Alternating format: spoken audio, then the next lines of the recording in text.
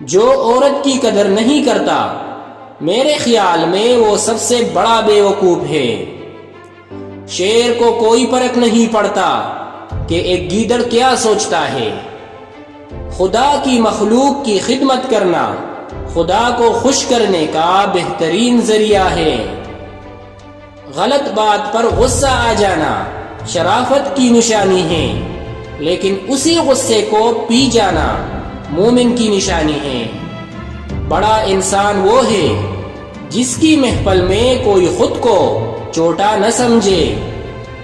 اپنی زبان کو کسی کی عیبوں سے آلودہ نہ کرو، کیونکہ عیب تمہارے بھی ہیں اور زبانیں دوسرے لوگوں کی بھی ہیں۔